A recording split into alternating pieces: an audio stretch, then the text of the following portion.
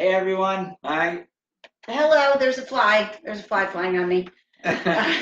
Michelle, Mark, and Stephen here to talk to you about what else? How people successfully move past addiction. We're the co-authors of the Freedom Model for Addictions. We're here on Facebook Live every other Wednesday night at 7 p.m. to answer your questions. If you have questions you want answered on our live broadcast, you can send them to us through our websites, which are soberforever.net and thefreedommodel.org, or through our social media. We are St. Jude Retreats in the Freedom Model on Facebook, Twitter, Instagram, Pinterest, and LinkedIn. Or you can send us questions live tonight during our show. You can send them, and I will see them come up on the screen, and I will talk about them, but I'll keep your identity secret if you want. So let's get right to it. Here's our first question, and this was, we apologize for our problems the last couple weeks, but we seem to be back on track now. So the first question is, why do so many people buy into the fallacy that addiction is a disease? And furthermore, why do so many people who agree that it's not a disease still believe in the loss of control? Who's going first? Steve. Why do people believe in loss of control? Oh, you mean, so they don't believe it's a disease, but they still think that when a person who looks and acts and sounds like an addict, a genuine addict, right? Why does that person keep going every time they start, right? That's the question. Loss of control, the allergy model from AA. So, oh yeah, all right. So why do people still believe in that? Well, I know why the people in treatment believe in it, and that's because it's very convenient. If you're trying to convince people to quit, right? And in treatment, they're trying to convince you to fully quit. And it's very easy for them to boil it down to either you drink and die, that's right, or you abstain and live. That's a good point. And live. It's very black and white, and it's a tool for them to kind of force a decision, to coerce a decision. It's like when the mugger catches you in the alleyway, points a gun at you, says your money or your life, right? And so they can sort of try to force a decision with this dichotomy, right? That you only have two choices and one of them is not an acceptable choice. Right. Right. So that's why they believe in it there, because it makes their job easier. It's black and white. It's black and white. But the average person, a lot of people will tell me, hey, yeah, I agree. I'm choosing this, but every time I drink, I just keep going and going and going. And I can't stop. And they genuinely feel that, and I don't think that they're lying by any stretch of the imagination. But it's a feeling, it's self-doubt. And getting away from the idea that it was inserted into their mind from the recovery culture. I think one thing that happens is, this is one of the most common ones, is that people try to quit drinking often because of conflict with family or the law. And hold on. Oh, hold on. I'm trying to watch everybody's questions come in. So Okay. It often arises, as because of this conflict, right? And once you're in conflict with family or the law, the family or the law is going to police your behavior. And one drink is going to be an equivalent crime, let's say. You get what I mean by that, right? It's going to be a transgression. Yeah, it's going to be a transgression. To have one drink is going to upset your family as much as if you drank all night, or they might assume that you drank all night if you even have one drink, right? And so the price of drinking ends up being the same whether it's 1 or 10 drinks. So you feel like, well, all is lost now, and you want another one, and you start to say to yourself, fuck it, I'll have another one. I can't stop or whatever. And what you don't understand is that your incentives have been completely changed. And what is incentivized is to go completely overboard. Or I used marijuana already, I'm going to piss dirty on the test. Might as well. So I might as well keep going with it. Keep going. Or maybe add some cocaine. Add some cocaine, yeah. If marijuana is going to make you violate probation, and now it's in your system for 30 days, you might as well keep going and use the other drugs. And you don't understand, it's the incentives that are happening where it is literally not, if you like getting high and drunk or whatever, it's not in your best interest to only have one. In a way, it's in your best interest to get in as much as you can before you get in trouble. So I think that's one of the biggest ways. It's not the only reason why people still end up believing in it, but I think that's something that happens. It makes people feel like they've lost control.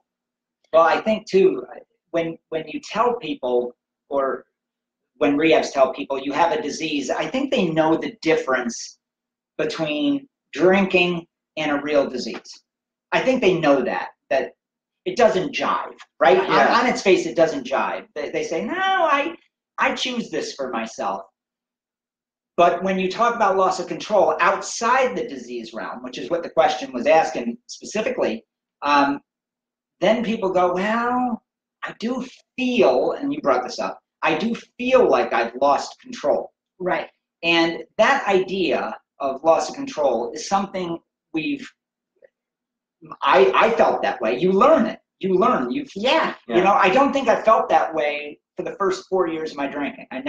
That really wasn't central to my thought pattern. I don't think I ever thought I had a disease. Right. Because when you see I didn't either. Yeah, and I've talked to thousands and thousands of drinkers and drug takers.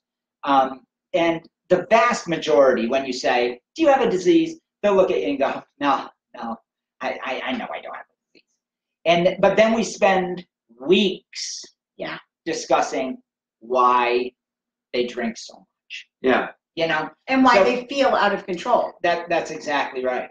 So I think on its face, the reality that the disease concept is a farce is pretty easily seen. Mm-hmm. That's why it took 70 years for it to get mainstreamed. I mean, if you're going to make something mainstream, you can make Nike sneakers popular in about 3 days, you know.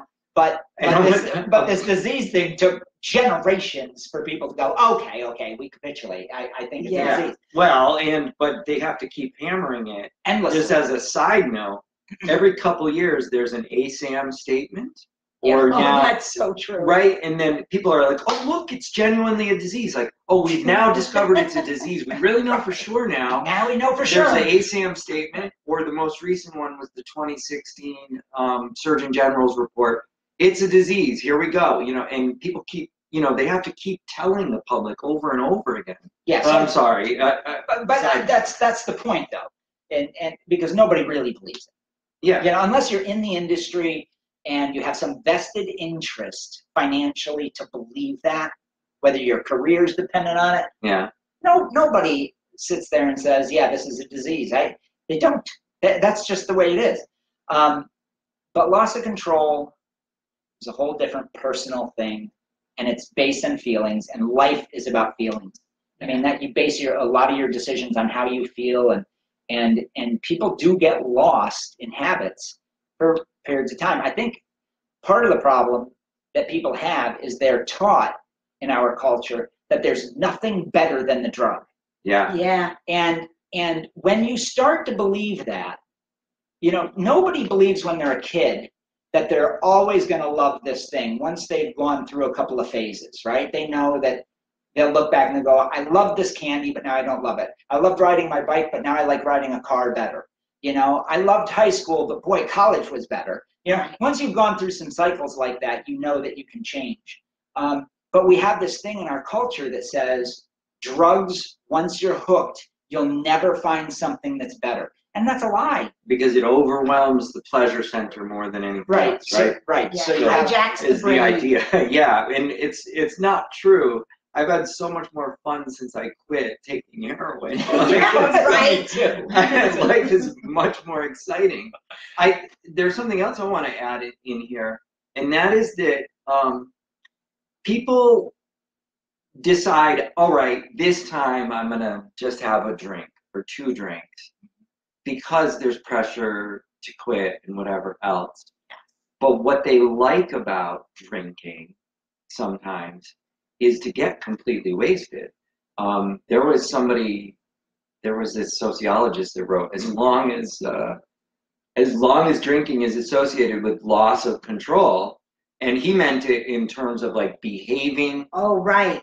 in a wild way, there's going to be people who are obsessed with it because they want to lose control. Now, Yeah, they want to have that like, in their life. they want to have they want to get trashed, or some people want to blot out reality, and the only way to do it is to just go completely to blackout or whatever, so they forget the night. Yeah. And that's what they really prefer and like, but because of consequences that are happening, they say, okay, I'm only going to have 2, I'm going to control it. But they find out they don't like 2 because 2 isn't blotting out reality. Right. And It's so not then getting you what you want. And you feel like you need more, because that's what you prefer at this time. And so when that's what you're looking for, I always just sum it up as, you get to the 2 and you're like, I'm not happy, fuck it, is what happens. And when I say this to people, they're like, yeah, you're right, that is what's going on. I say, fuck it, because they haven't gotten what you really wanted. So now that raises a question, well, does that mean I can never be a moderate drinker? If your preference doesn't change, you won't be. Yeah. Right? If you always believe that alcohol is the end-all, be-all solution to your problems. Well, intoxication specifically. That you want that really super drunken state. Right. But what I found, just talking to all kinds of people who've never had the problem and people who have had the problem but become moderate, is that most people get to a point where that's no longer what they want out of alcohol. Right. You know what I mean? Yeah. So I think the other thing is too, is as you drink for longer and longer periods of time, or take drugs, it doesn't matter what the substance really is, they say that you'll always love it. But what really happens is you get bored. And so the narrative that you're always gonna love it starts to kind of break free and break apart. Yeah. And then you're like, well, I'm not really even getting that drunk. I'm just kind of in this hazy, sickened feeling, you know? And so the narrative that you're always going to love it isn't true. And honestly, I get people at the retreat. We're in the retreat right now, by the way. Yeah.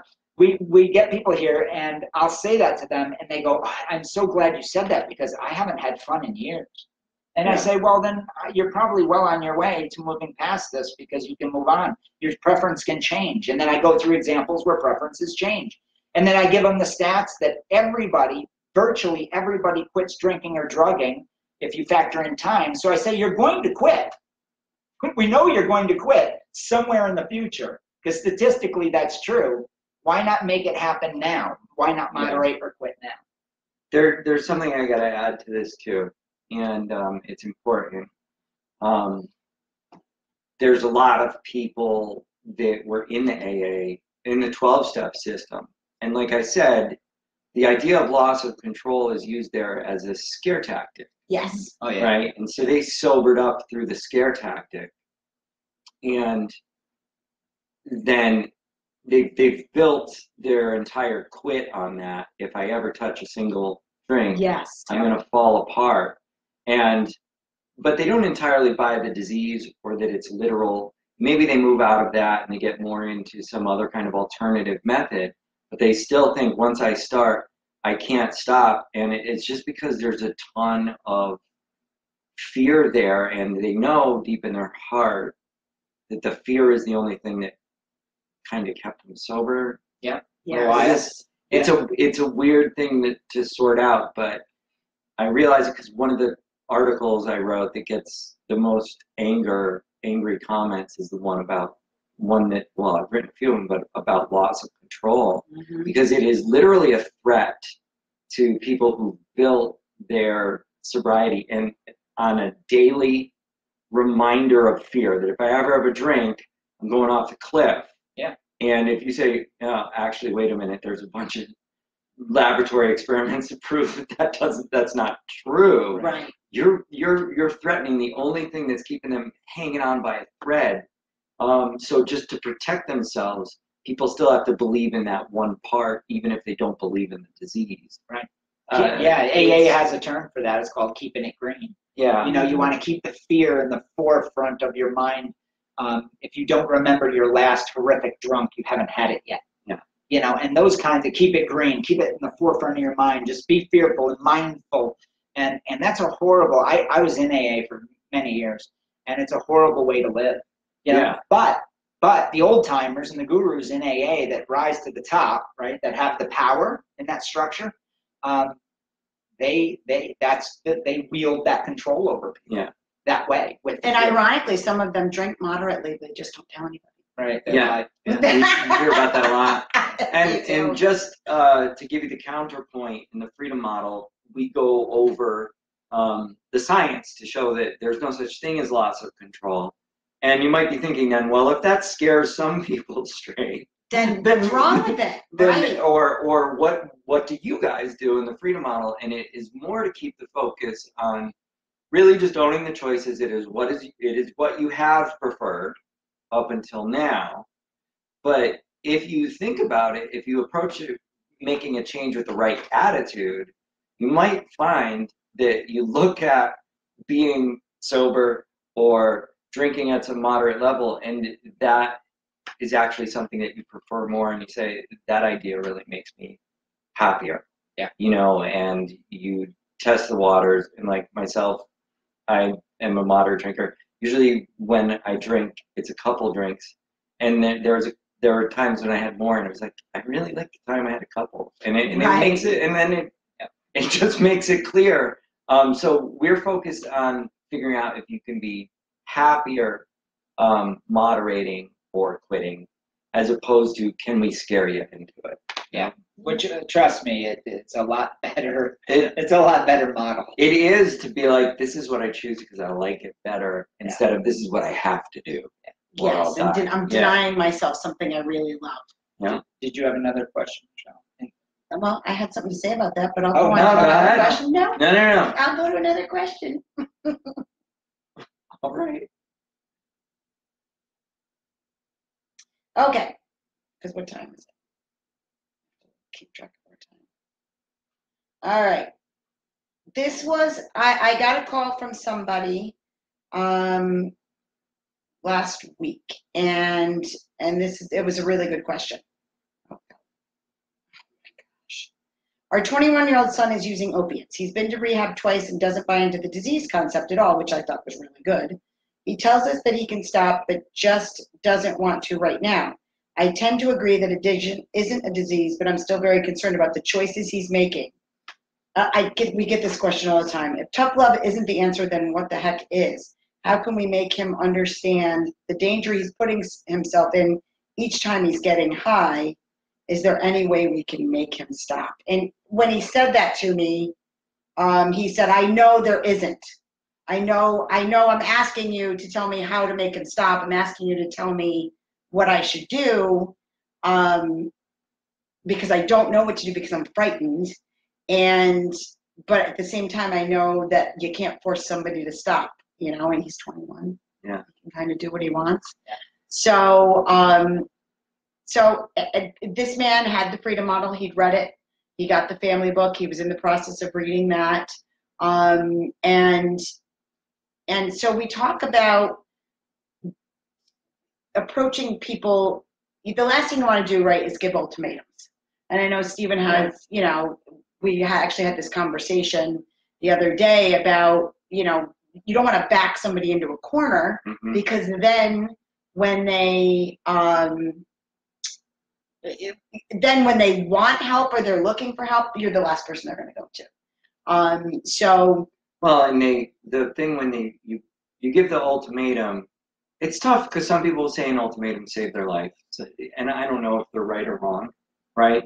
But a lot of times when the ultimatum happens, it's like, all right, I'm gonna make sure this person never has any more, that they don't know anything Right. about what I'm doing anymore. You become more secretive, you become withdrawn, and if the ultimatum comes from everyone you love in your life at once, Oh God. then you separate and you seclude yourself. You end up drinking or drugging alone, and it drives people into it backs people into a corner where a lot of times their behavior becomes more desperate, because now when they're more secluded and they're not involved with other people, they're doing nothing but focusing on their drug, and so it's tough.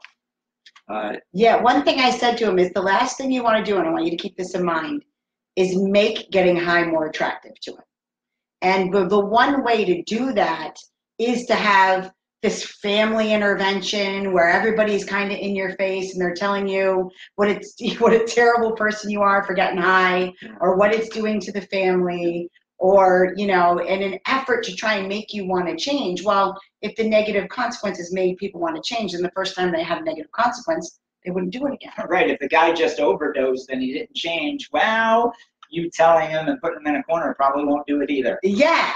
Exactly. If somebody's wife kicks them out and then you kicked, and that didn't make them change, and then you say, get out of my life. If your goal of the tough love, so to speak, is to try and make somebody change, that's a terrible motive. And so with the freedom model, it's a different approach entirely. It's an approach of, look, I get that you like this. On some level, you like it, and it concerns me. I'm scared for your safety. I love you. I want you to be happy. It doesn't seem like you're as happy as you could be. I think you might actually be happier if you made a change, but that's not for me to say because it's not my life. However, you live in my home, and I don't. This is the key. Yeah, and my goal, I get to be happy too. And my goal is, I don't want illicit drug use in my home. Whatever your goal is as the parent, you need to share it with this person, and it needs to be shared on a level that is not emotional, that's less emotional, you don't want the whole panic thing. You don't want, oh, you're killing it. You don't want any of that. You want to just be kind of matter of fact, like, you get to be happy in your life and I get to be happy in mine. So let's see if there's a way that we can do that together. And so I don't want drug use in my house. So if you decide you want to continue this lifestyle, then let's help you find a place to go. Yeah, because in that scenario, you're not, as the parent, telling them what they need to do. You're saying, this is how I want to live my life because I have control only over myself. Right. And if you want to have a relationship in my home, in my sphere of influence, this is how it has to be for that to happen. Otherwise, you're making the choice to leave. It's still their choice. Right. That's the genius of that. Exactly. Exactly. You're just letting them know this is what I need to be happy.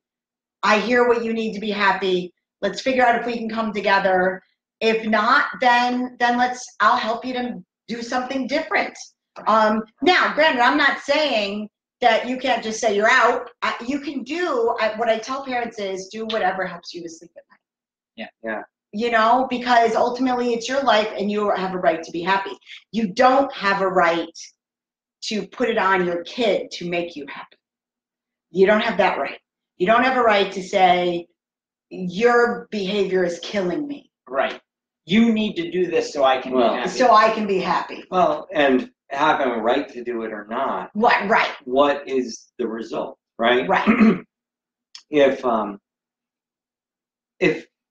Mark Manson, you saw that Mark Manson article the other day. He wasn't talking about addiction, but it was, can you make people change? Right. And he's like, well, no, because everything that if you're going to make somebody change, you have to use coercion, and it doesn't really work. But if it works for a minute, you know what I mean? Like, right. You're still robbing the person of the thing that's going to make long-term change, which is that independently making their own choice. And when and that is the difference. That was a big difference for me when I finally really quit and got over my drug problem, was that it was all about what would make me happier. And when there's coercion involved and the only motivation is to get somebody else off your back, it certainly doesn't feel like your own choice, and that's kind of because it isn't. And then, you're still sitting there wanting what you want, and you eventually get back to it and do it. So if you're looking for long-term change, don't try to make people change. You have to kind of offer that, hey, there might be another way. This is your life, but I'm concerned, it can't be, you can't force it. You really can't force an internal change on somebody. And that's because of what we talk about in the book of mental autonomy. Right. The other thing that I think is important for this discussion is almost never is any of what we're talking about smooth. It's a really difficult thing. So as we're talking, these are sort of the standards that you want to hold, right? You want to try desperately to say, hey, this is what I need for my household to be peaceful. And I deserve as a parent to have some peace in my home, and so you have some choices to make. And I'm just letting you know what I want and how you fit into that. That's what you wrote in the book. Right. And now, if you've had somebody with 5 overdoses, it's probably not going to be that smooth. No, probably not. And we're not saying this is easy by any stretch of the imagination. I mean, it can be. It can sometimes be. it's remarkable. Mm-hmm. Yeah. When you approach something where you're not giving ultimatums and you're not hysterical, that hysterical never gets you anywhere, and you're not panicked. The first thing I say when parents call me is, well, now is not the time to panic. That's huge. That's huge. Yeah, because you can't think clearly when you're in panic mode. Then let's take a step back. One of the things that I talk about in the book, and we talk about in the books, are the vast majority. It's more dangerous for your kid to ride a motorcycle, quite frankly, than it is for them to use opiates. The majority of people that use opiates don't die. Right. And as a percentage, more people that ride motorcycles get injured or die riding a motorcycle as a percentage than people that use opiates. Right. Yeah.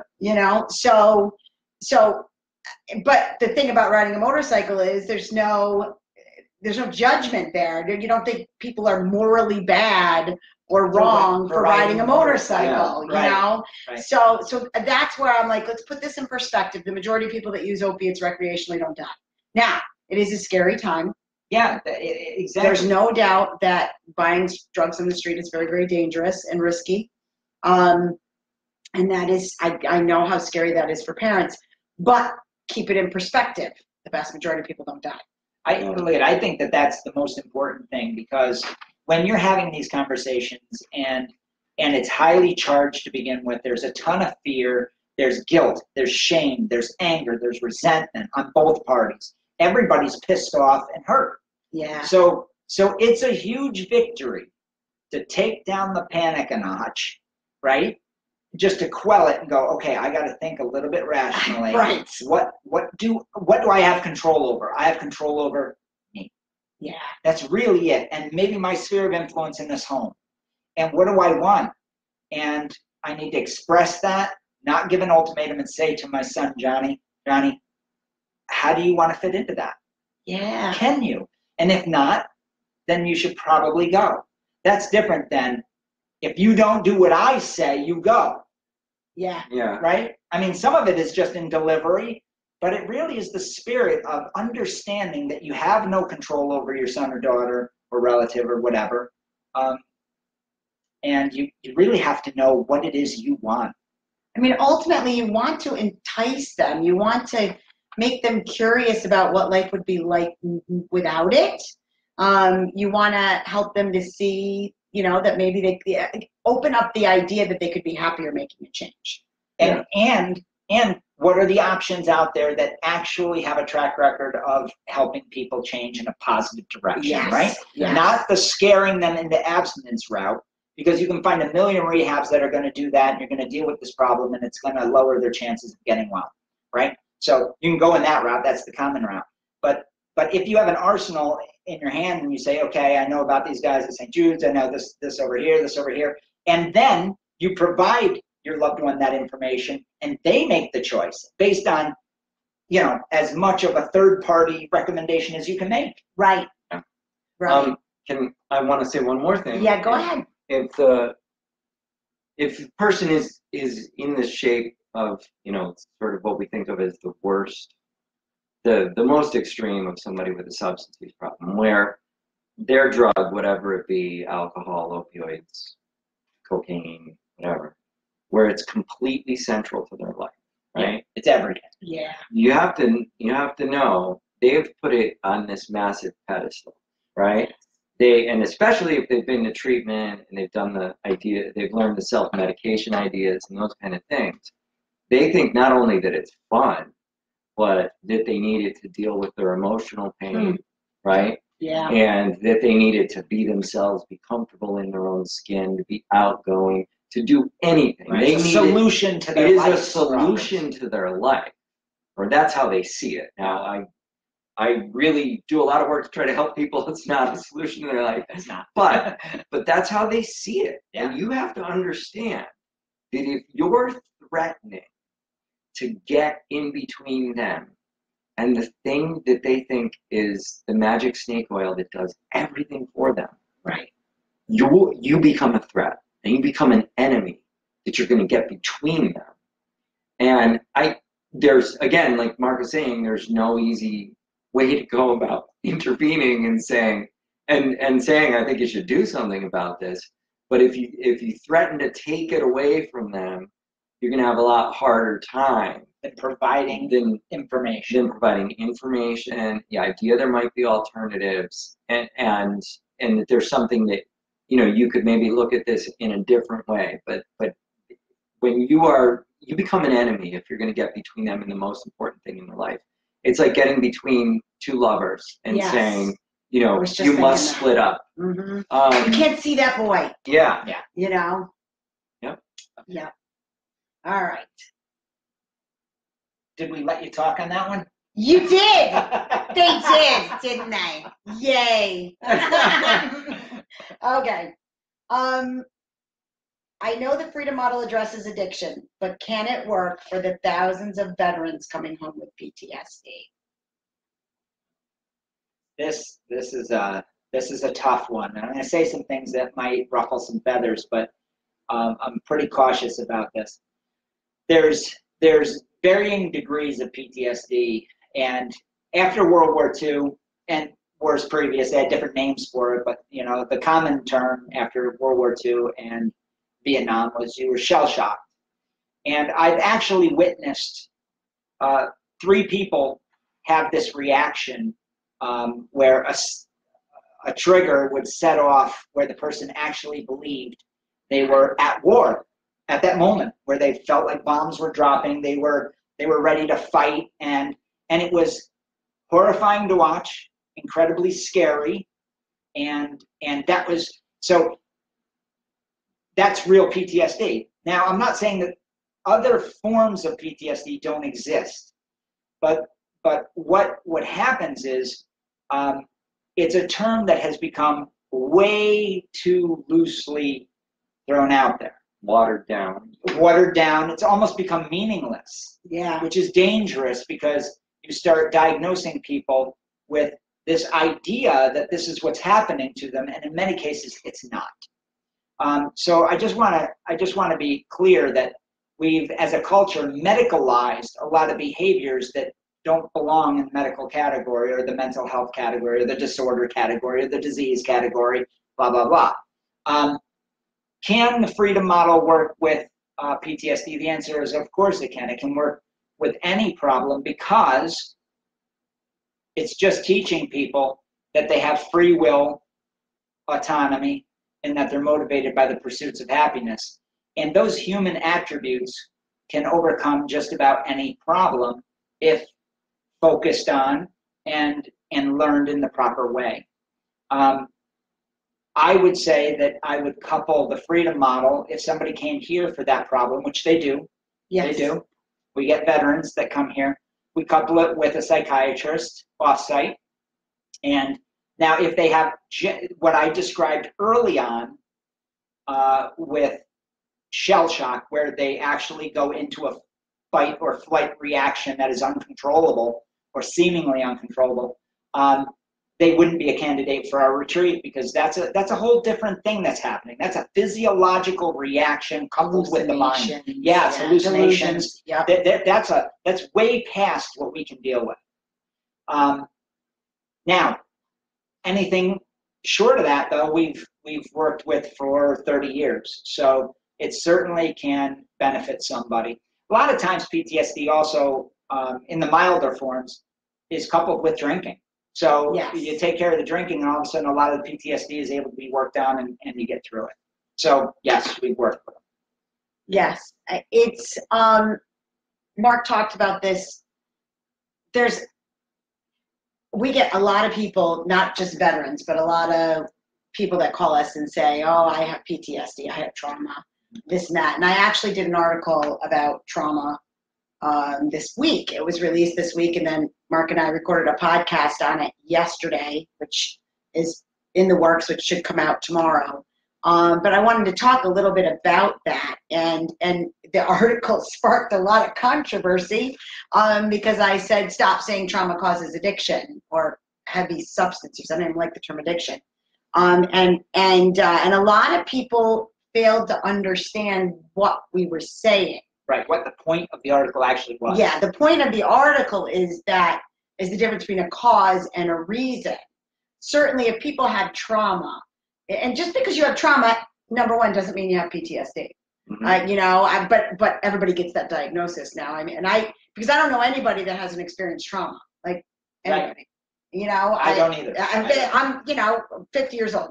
Yeah, if you get to 50, you probably had trauma. Right. Some life level. is going to slap you. It does. It does. And trauma is completely subjective. The trauma that many of us experience here in the Western civilization is pretty small in comparison to third world countries. Yeah. And the way people live in. And they process their trauma totally differently. Like in places where they're not traumatized. That's right. So, yeah. So it's a subjective term, number one. Number two, to say something causes heavy substance use means it would have to happen every single time. Right. Every single person that experienced what they consider in their own personal minds as trauma, then heavy substance use would follow. I want to make that point really clear. What she's saying is that if something is causal, it's like a match to gasoline. That's the example we give in the chapter Cause versus Reasons in the Freedom Model. If you take a lit match and put it on the vapors of gasoline, it will light every single time. It's causal. The flame causes it to ignite, right? Cause effect. Cause and effect. Cause and effect. Yeah. And there's no deciding going on. Yeah, there's no reasoning. There's no reasoning in the middle that makes it happen. It just happens. Yep. So reasons, human beings have reasoning. So they can experience a trauma and then reason out, how am I going to deal with this? So now they may say, I'm going to go get high. So it becomes a reason for addiction, right? But it's not causal, because if the relationship was inherently causal, like a match to gasoline, every single human being that experienced trauma would get high. That's the difference of causes versus reasons when in the relationship between trauma and use. That's the point of Michelle's article. Yes. And everybody missed that. Everybody that commented. Yeah. There are people that liked it, so I assume they didn't miss it. But true. why it's important? Here's the reason that it's important. It's because when you change your substance use habits, whether you moderate or you choose to abstain, life goes on. And you're going to experience trauma. And if you have a belief system that trauma is going to trigger you to relapse back into your addiction, well, then you will. And you are basically a victim of circumstance. Yeah, it's like when I would get in a fight with my mother or something, it's like, I got to go get high, Yeah. And I really believed that I needed to get high to deal with how angry and upset I was. And that's reasoning, because to say that fights cause heroin injection, Right, fights with your mom. you know, how many people fight with their parents? And, Right. you know, so it's with this PTSD, I know it's a more sensitive topic, I know. but the same kind of error is happening where people are told, because of this PTSD, you are forced, when you say somebody's it causes their use, you're saying it forces you to Right, you're compelled beyond your will. And that just isn't true. Right. No. Right? But we can still acknowledge that the person, if they have PTSD or if they have an anxiety issue or trauma or whatever, yes, you have this horrible condition or set of feelings or what have you with all of these things. And you think that maybe drinking or drug use will help. Okay. Right. That's fair enough. And we can still have sympathy for you.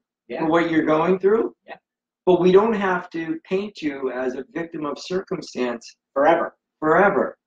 If you wrap your mind around what the value of substance use is to you differently, what you're actually getting out of it, how effective it is, you might start to say, you know what, whatever trauma I'm going through, it really isn't being solved by the drinking or the drug use, and I'm going to let go of the drinking or drug, you know, and that's when, and you don't, you know, the idea with the trauma and the PTSD and everything is essentially that needs to be solved. Since it's a cause, it needs to be cured completely and go away.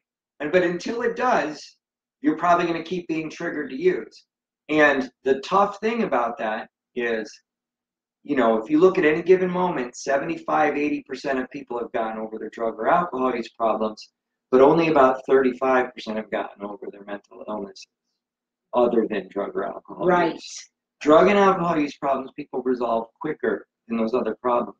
So if you wait for those other problems to resolve before you quit, and you keep seeing them as a cause, you're setting yourself up for failure. That's great. Be doomed. Yeah, that is a really, really good point. So I think that was our last question. Oh, was it? It was. All right. You guys have anything else you want to close with? All right, that's our show for today. And thank you, everybody who tuned in. Matthew, I did see that you tuned in. Thank you so much. I know you said you had to leave because I could see everybody's comments on here. That's why I was looking down. So we'll be back in 2 weeks. If they need more information. Oh, if you need more information, you can find us at thefreedommodel.org, soberforever.net. Obviously, you're on our Facebook page. It's where the St. Jude Retreats and the Freedom Model. And we're here at our beautiful retreat tonight. So that's what you see in the background is our fireplace. You can reach us at 888-424-2626. You can order our books on Amazon or on thefreedommodel.org. And the book title is The Freedom Model for Addictions. Yep. And The Freedom Model for the Family. Yes. And lastly, we have the podcast, the Addiction Solution Podcast. Yes. Yes. Thank you, everybody. Bye. Good night.